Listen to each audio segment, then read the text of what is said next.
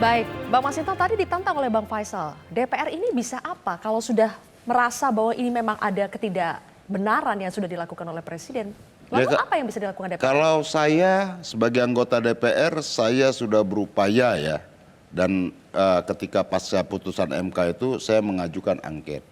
Bahwa hari ini semua fokus ke daerah pemilihan termasuk Habib dan teman-teman. Energinya ke sana semua. Tapi saya yakin usai pemilu, ini akan kita gulirkan terus. Saya akan kawal terus, baik angket maupun interpelasi menanyakan proses dan sikap-sikap politik Presiden menurut saya. Nah, kemudian kita lihat ya bagaimana belakangan ini, yang menurut saya ya baik itu bansos yang tugasnya menteri, bahkan hal yang teknis lah, Presiden sampai ngukur jalan begini ini. Kalau kita lihat Jawa Tengah kan, tarik garis, malah Pak Basuki di samping ngelihat gitu. Bagus kan. dong. Itu Dia kan sampai peduli dengan jalan yang jelek. Oh iya, kita tahu bahwa yang sebelumnya itu tadi temanya lain dulu lain sekarang. Bahwa beberapa tahun, wah ini jalan di Jawa Tengah sangat baik. Bahkan itu juga berdasarkan data. Jawa Tengah jalan-jalan negara dengan di berbagai provinsi lainnya. Kualitas di Jawa Tengah itu jauh lebih baik. Tapi itu tadi nyambung dengan Prof. Ikra tadi, bahwa ada upaya-upaya untuk melakukan ya karakter assassination lah menurut kita. Kepada Ganjar. Hal-hal teknis tadi itu sampai dorong-dorong begini kan. Yang menurut kita ya yang kita lihat, saya sampai diskusi atau sama kok sampai begini ya Presiden.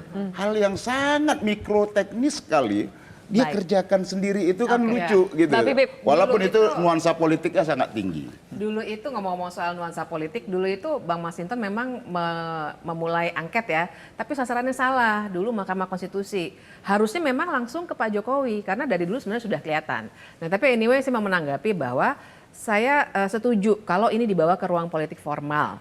Karena kan memang ya kita-kita yang ada di sini bisa membincangkan bahkan sama para politisi, tapi ada ruang politik formal yang sebenarnya bisa digunakan oleh para politisi. Kalau Ya, berbicara hukum tata negara, kalau berbicara hukum tata negara itu kan sebenarnya sanksinya tuh lembaga penegak hukumnya sebenarnya kan ada dua.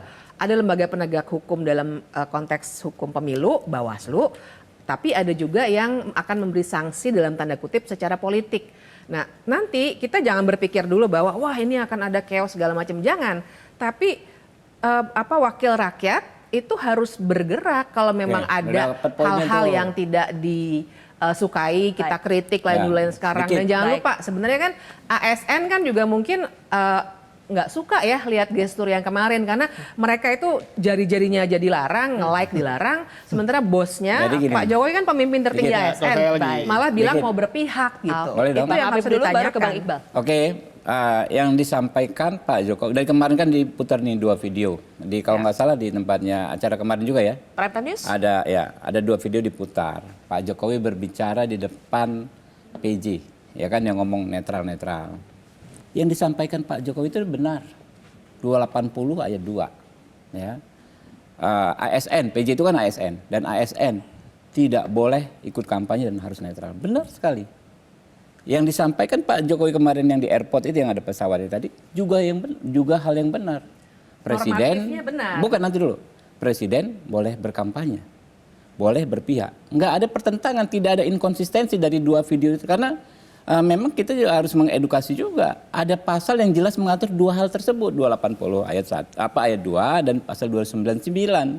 Jadi tidak bertolak belakang ya? Nggak ada pertentangan sama sekali, nggak ada isu di situ. Ini kan kita bicara hukum tata negara, jadi nggak bisa. Maksud saya kita harus lihat dimensi politiknya. Pasal-pasal yang baru dibaca. Dampak politik dari statement politik itu tapi kan tidak bisa mengacu diukur kepada hanya undang-undang dari pemilu teks dong. pasal. Mengacu pada undang-undang pemilu. Kita paham lah Sudikno membaca, menafsirkan undang itu berdasarkan makanya silakan DPR pasal-pasal membawanya ke ruang politik.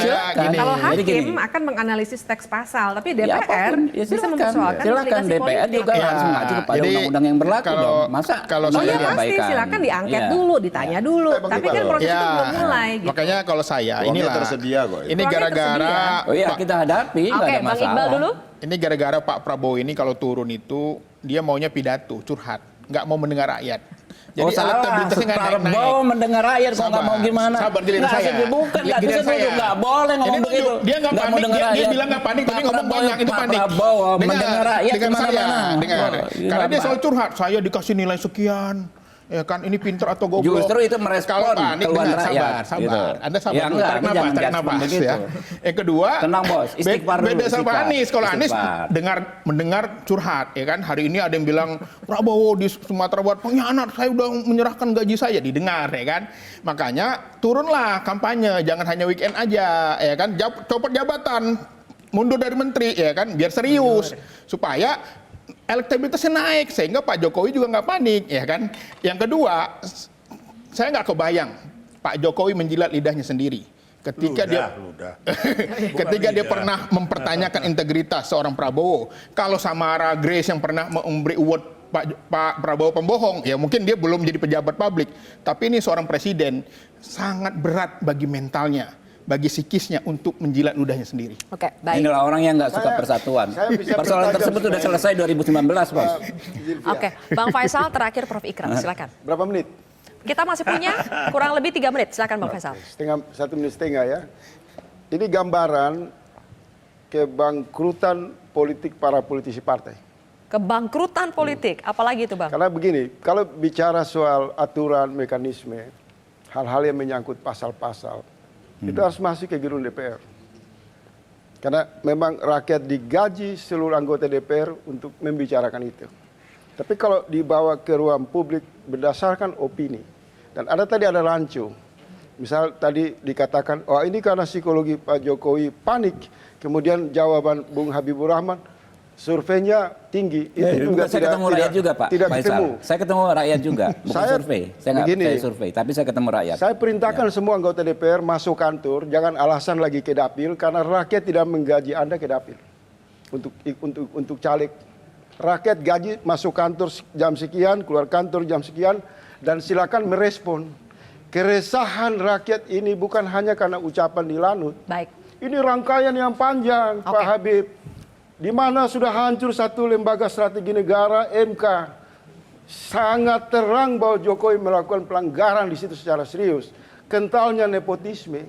Tidak ada lagi modal untuk Jokowi itu menangkis, apalagi juru-juru bicaranya, pendukungnya. Oke. Oleh sebab itu DPR masuk kantor, panggil Presiden mengkonfirmasi minimal. Kedua, saya titipkan kepada Prabowo. Sedikit Bang Faisal. Tinggal 30 detik. Saya titipkan.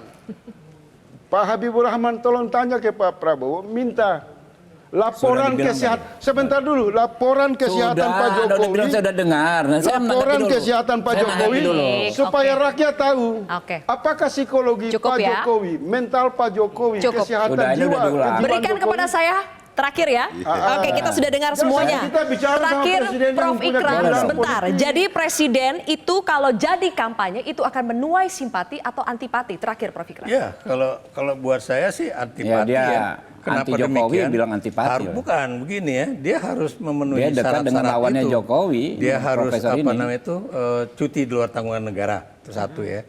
Dan selama ini bukan cuma paslon nomor 3 aja loh yang diusahakan supaya elektabilitasnya turun, termasuk paslon nomor 1.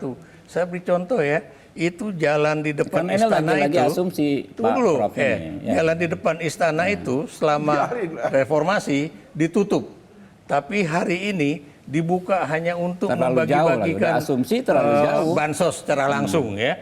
Dan itu jalan itu harusnya kan ke sana, ke arah Masjid Istiqlal, tapi itu malah ke arah harmoni kan. Nah ini buat saya nih suatu show off politik yang ingin menunjukkan bahwa ini loh saya berkuasa dan nggak ada lagi kekuasaan eksekutif lain atau legislatif ataupun Mahkamah Agung yang kemudian bisa menjadi penengah dalam persoalan ini. Saya bicara dong. Sayang sekali waktu kita habis, Bang Habib. Jadi rakyat tinggal menilai ya.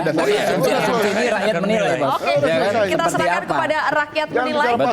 Oke, terima kasih sudah menyaksikan kontroversi. Nanti perdebatan ini akan kita sambung lagi minggu depan. Tetaplah bersama kami di Metro TV. Sampai jumpa. Dari Jakarta Timur diundang di